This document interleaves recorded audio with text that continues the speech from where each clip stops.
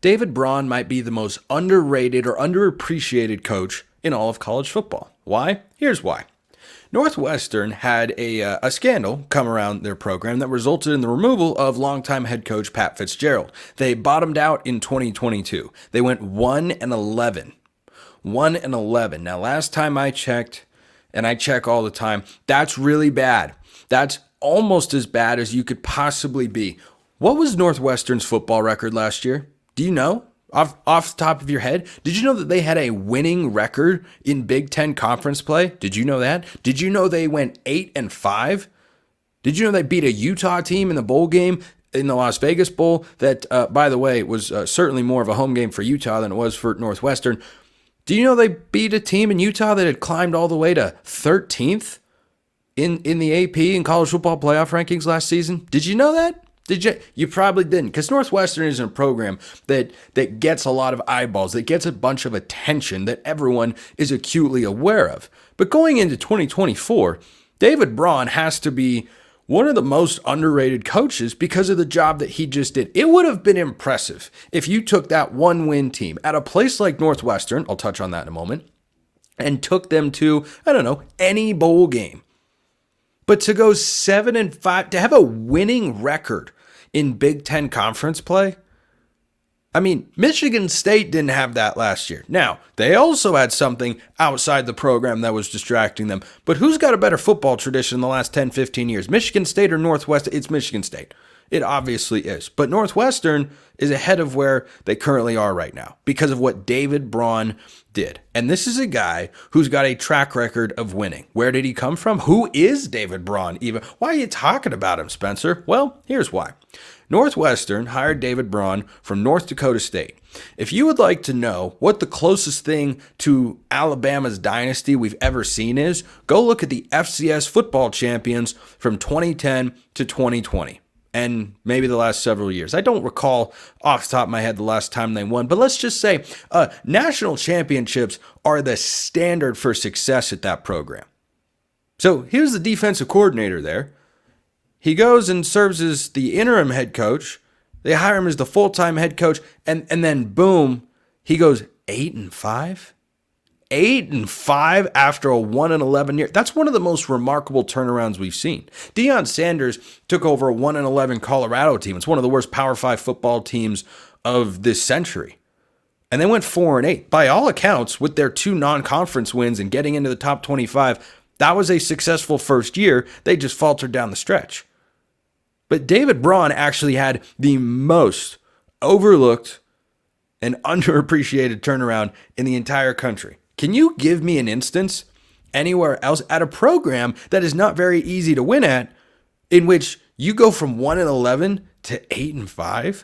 I mean, what a year for the Wildcats. They went 5-4 in conference play. How many head coaches that are probably getting paid more than David Braun is in the Big Ten are expecting or wanting to be over 500 in Big Ten play? Well, David Braun is, as the head coach of the Northwestern Wildcats. And he's doing this at a place that admittedly doesn't have the highest ceiling in the world. Sure, we've seen him come out of the other side of the Big Ten and get to a conference championship game, once or twice here and there. But as we go forward in the Big Ten without divisions, which I think is a good thing overall for college football, it's going to be hard for Northwestern to compete.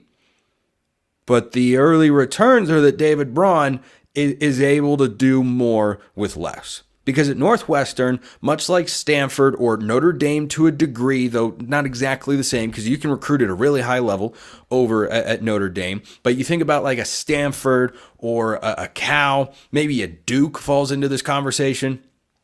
There are academic standards that the university is dead set on upholding and adhering to consistently. So the ability for Northwestern to capitalize on such a great coaching job last year is pretty limited. And that's reflected in how 24/7 Sports evaluates their high school and transfer portal rankings. Their high school class is 79th in the country. Their transfer rank is 119th.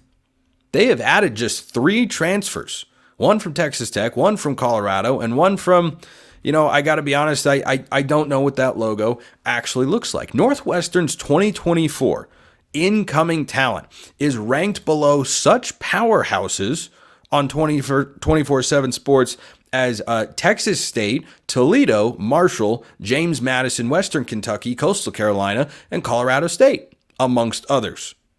So this is not a place where talent acquisition is paramount, or or where you're placing a premium on, hey, can you get guys out of the portal? Can you recruit a top 100? Maybe it'll change. I think it can improve. You look at Stanford, they've pulled in a top 35 high school class, but they can't add transfers the way that everybody else can. So this is an immensely difficult job, and without the Big Ten divisions component to make it easier to reach the title game, that's going to be supremely difficult. But to look at Northwestern and say they're going to be a bad program endlessly, I don't know.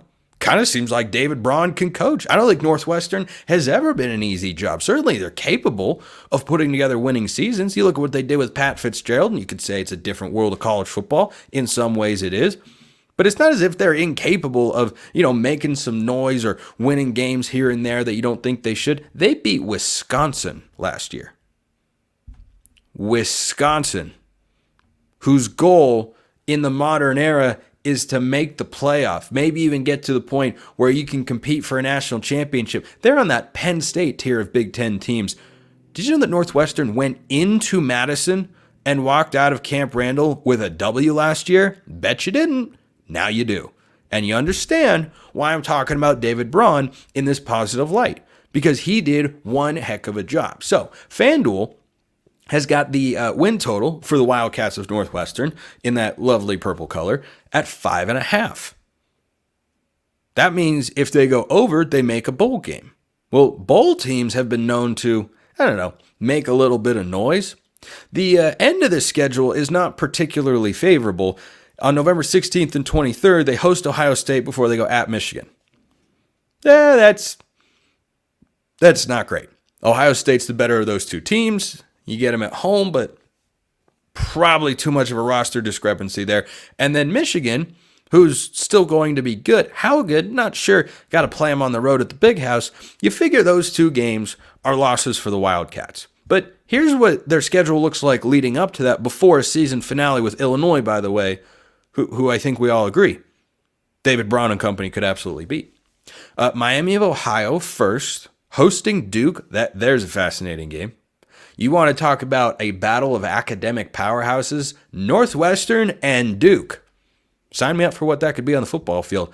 Very, very interesting. You got a second-year head coach in David Braun. You got a first-year head coach in Manny Diaz. You got Malik Murphy transferring to the Blue Devils from Texas this offseason. That's a really interesting game. Northwestern's got that one at home, by the way. Then before a bye, they go at Washington. That's a Big Ten conference game.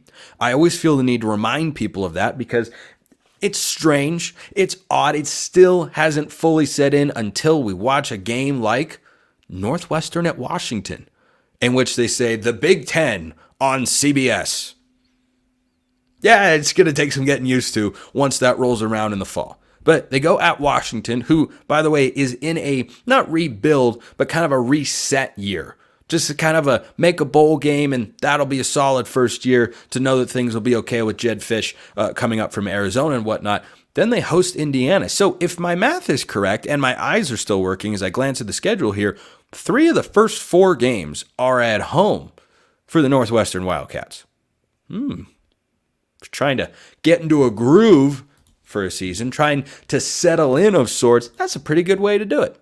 Then they go at Maryland, who's replacing Talia Tagovailoa. That's never going to be an easy thing to do. Mike Loxley's done some nice things out there with the Terrapins, but then they come back home and they face Wisconsin. Don't tell me they can't win that game. I know that Wisconsin's got a new quarterback and that Tyler Van Dyke came over from Miami, and you can think he's better than Tanner Mordecai. You can do all of those sorts of things, but guess what? If Northwestern won at Wisconsin, don't tell me they can't win when they've got them at home. So then they move along, and they play back-to-back road games at Iowa, hard place to win. 1-possession game last year, 10-7 Big Ten barn burner between Iowa and Northwestern. They go at Purdue. Could they win that game? Yeah, they did last year. Then you go Ohio State at Michigan before closing with Illinois. So I'm looking at this schedule, and I see 10 games where Northwestern will at the very least have a reasonable chance of winning. 5.5 is their win total. You tell me how confident you are in the Wildcats and whether or not last year was a fluke or the new standard. And I think year 2 is going to establish that for David Braun and his staff.